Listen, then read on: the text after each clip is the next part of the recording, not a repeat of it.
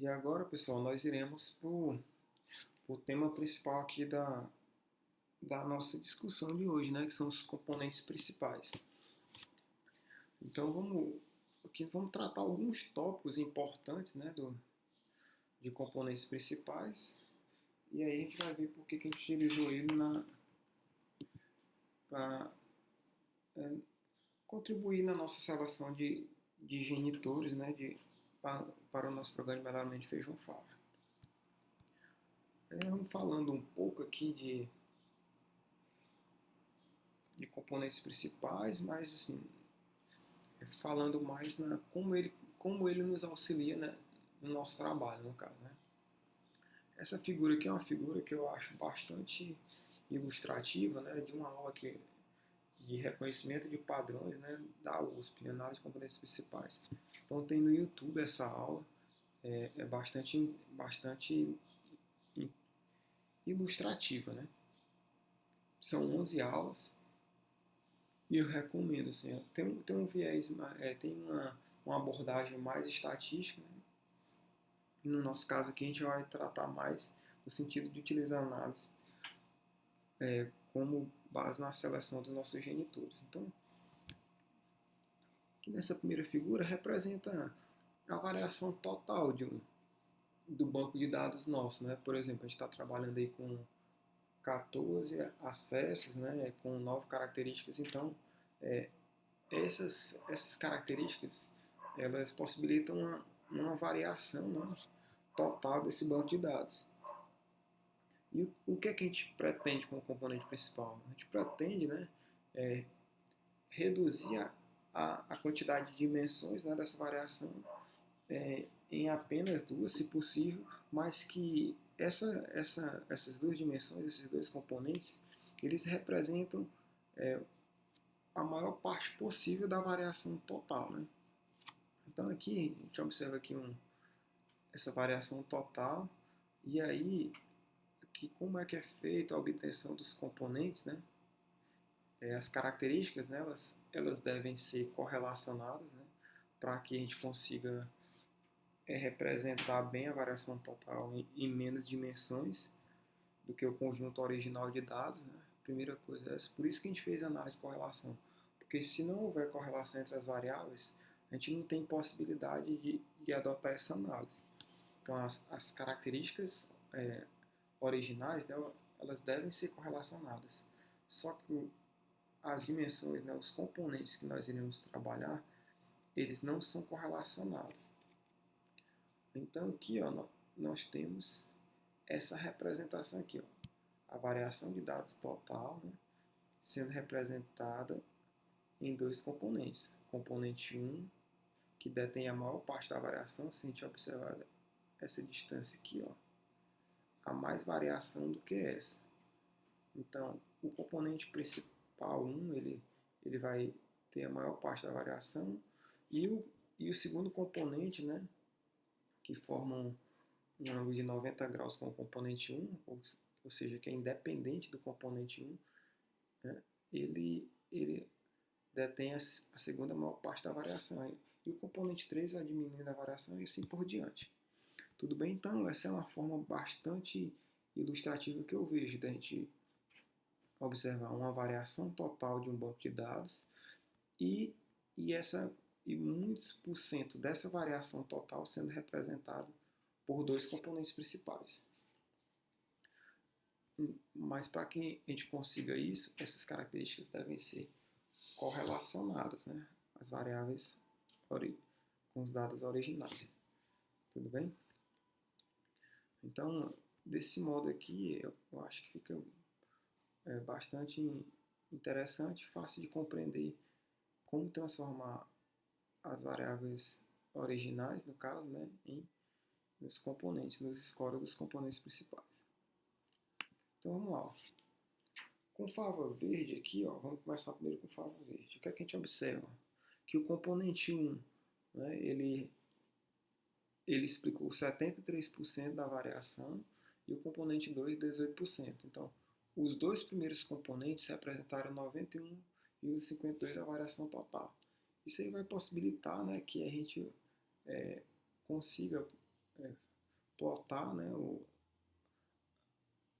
os nossos dados em um biplot em 2 dimensões. Né?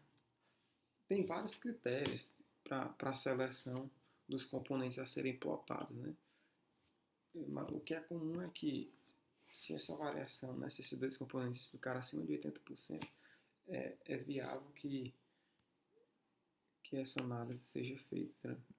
Por quê? Porque 80% da variação do banco de dados é explicada pelos 2 primeiros componentes.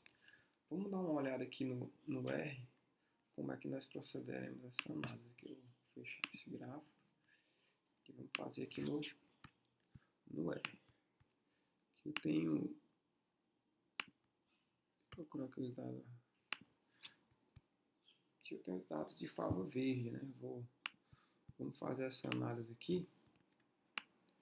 Vou mostrar para vocês aqui, ó. Então, eu tenho aqui o meu comando, né, de leitura do banco de dados, que já está aqui no meu computador.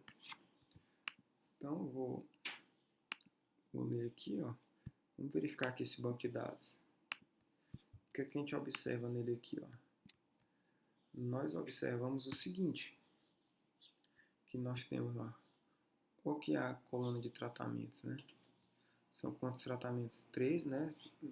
Como eu disse anteriormente, trabalhando com fava verde, né? Nós trabalhamos com 3 acessos em DBC, né? O bloco aqui, e aí 5 variáveis analisadas: comprimento, peso de vagem, número de grão por vagem, peso de grão por vagem, peso de 100 gramas. Tudo bem? Então esse é o nosso banco de dados. E aí, aqui eu estou só transformando porque está tudo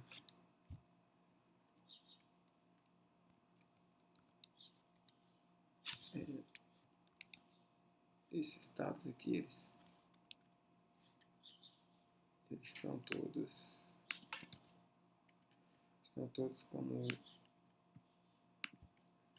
vetores numéricos, né? Se você olhar aqui, ó, tá tudo inteiro numérico, mas o bloco e o tratamento, eles devem ser fatores. Eu vou só transformar aqui, ó, o tratamento e o bloco para fator, para a gente poder proceder à análise aqui, ó.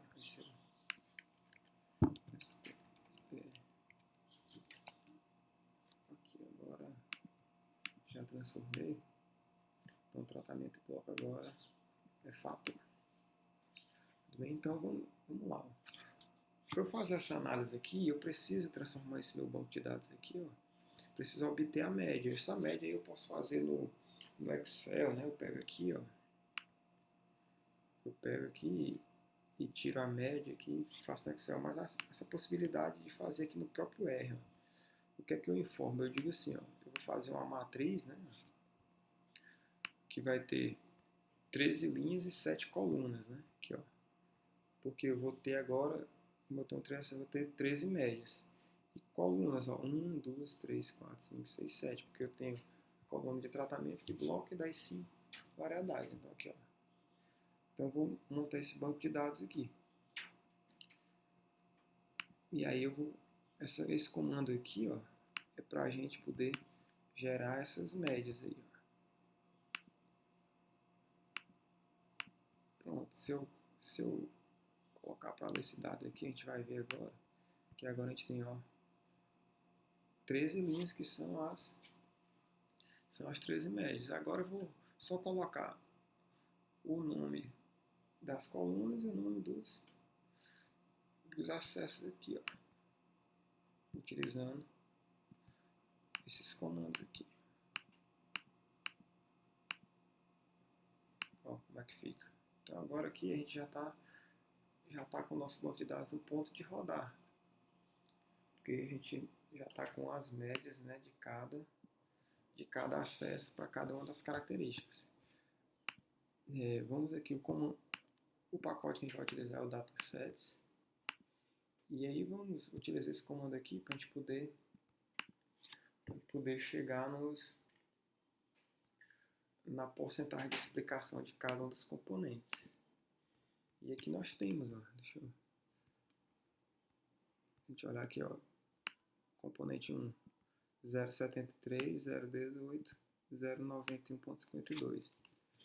Exatamente como nós estávamos mostrando aqui no slide, tudo bem? Então, Depois eu posso disponibilizar essas rotinas aí.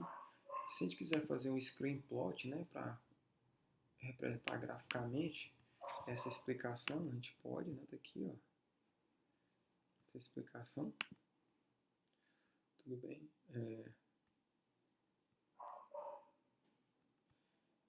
E aí aqui também a gente já tem, ó, já rodou aqui, né, já tem aqui porque esses valores aqui, ó, esses valores aqui são as explicações, né, de cada componente. E aí já é uma informação que é importante, né? Se vocês quiserem anotar aí ou ter em mente. Quem